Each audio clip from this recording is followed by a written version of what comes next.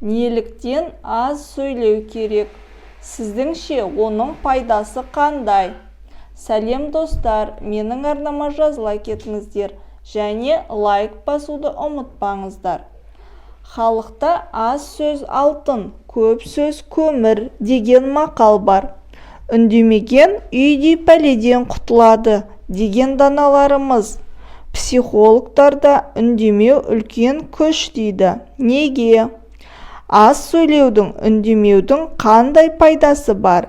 Осы жөнінде жантану мамандарының ой-пікірін зерделеп көрейік. Назар аудартады. Көп арасында үнсіз отырғандарға емес, ең көп сөйлеген адаммен аз сөйлегенге назар ауады екен.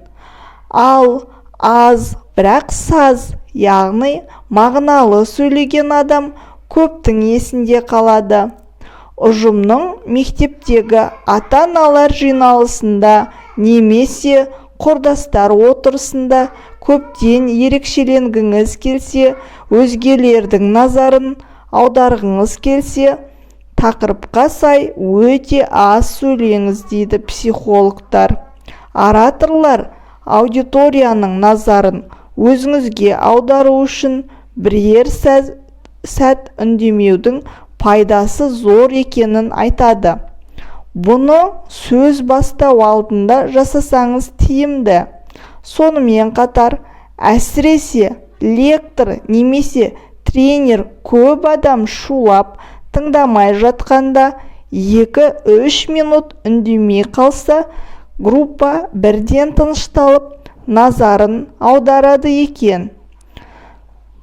Бұл әдісті көп алдында сөйлейтіндер ғана емес, отбасында балалармен тәрбие сағатын өткізгенде ата-аналар да қолдануына болады. Үндемеудің өзгенің ғана емес, өзіңіздің назарыңызды аудару үшін де көмегі бар. Сөйлеген адамның ойлана алмайтыны белгілі.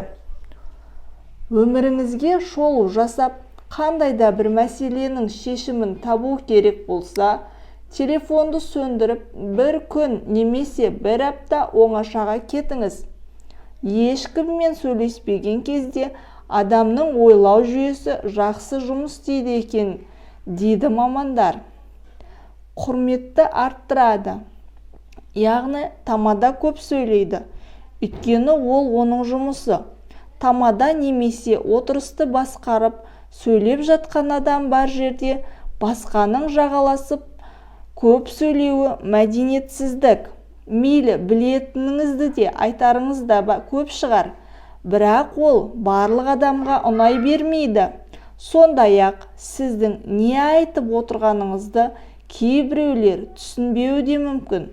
Сондықтан той-томалақта, отырыстарда, туған күн кештерінде орнымен және аз сөйлеуге тырысқан жөн. Дұрысы, көп сөзді ойша қорытып, аз сөзге сыйдырып үйреніңіз. Айтарыңызды нақты сөзбен жеткізіңіз. Көпшілік ортада тіпті тілек айтқанда да алыстан орағытып әкеп сөйлеудің қажеті шамалы. Бұл сөзіңіздің сәнін кетіреді. Көп сөйлеген адамның көбісі мақтангерлікке барғанын байқамай да қалады. Сондай-ақ өзгенің көңіліне келетін сөз де айтып қалады. Немесе көп арасынан шыдамсыз біреу тез айтшы, уақыт жоқ. Тым мылжыңдап кеттің десе ренжіп қаласыз. Досым көп, дұшпаным жоқ болсын десеңіз, көпшілік ортада сөйлемеңіз. Ал егер көп сөйлеу әдетін қоя алмай жүрсеңіз, күнделік арнаңыз, блог жүргізіңіз. Ойыңызды айтар сөзіңізді қағазға жазғанда қай сөздеріңіздің артық, орынсыз екенін түсінесіз. Осылай аз әрі нақты сөйлеуге үйренесіз. Бұл сіздің сыйыңызды арттырады. Ұрыс керістен сақтайды. Кейде үндемей қоя салудан артық жауап болмайды. Өйткені үндемеу айқайлаудан да күштірек. Әрине, Бұны біреу түсінер, біреу ұқпас. Әркімнің ойлау деңгейі әртүрлі. Сондықтан оның бұрыстығын немесе ненің дұрыс екенін айтып түсіндірудің қажеті жоқ. Ақталуға көп сөз жұмсаудың да бұндайда пайдасы болмайды.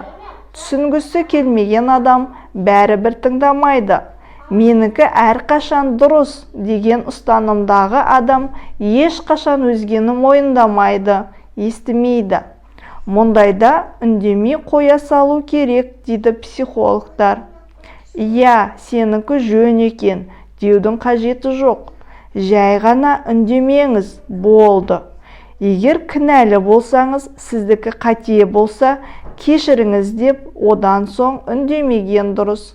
Тек ұрыс-керіс кезінде ғана емес, әлдекім өтініш жасағанда да жауап қатпау көп нәрседен құтқарады.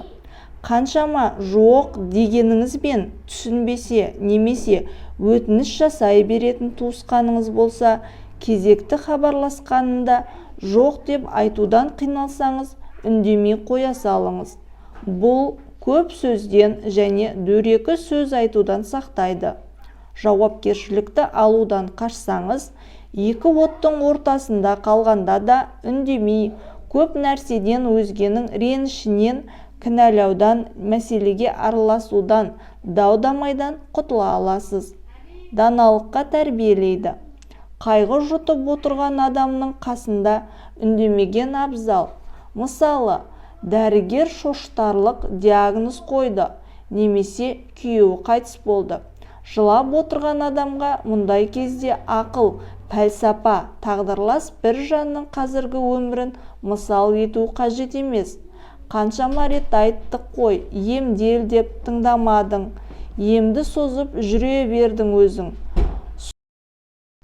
Сол күйеуіңнен құтыла алмай жүрген едің ғой, енді неге жылайсың? Үнемі ұратын еді, құтылғаныңа қуан деген айыптау, кінәлау сөздерді де айта көрмеңіз. Қайғысына ортақ екеніңізді, көмектесуге, сөз жәрдемін беруге әрқашан дайын екеніңізді, оның күйін түсініп отырғаныңызды білдіру үшін үндемеу жеткілікті. Қайғырып отырған жанға бір ауыз сөз айтсаңыз да болады, бірақ үндемеу, жай ғана құшақтау одан да жақсы. Осы тәсілді қолданып көріңізші.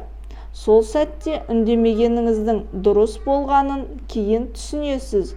Басына іс түскен адамның қайғылы оқиға болған жерде үндемеу даналыққа тәрбиелейді. Әрине, бұл құқығың тапталып жатқанда, тұрмыстық зорлық-зомбылықта әлдекім бопсалап жүрсе үндеме деген сөз емес. Туған-туыспен, ұжыммен жақын араласпа, сырласпа деген де емес. Тек орнымен нақты сөйле, жақсы сөз айт, немесе үндемей қоя сал деген ғана.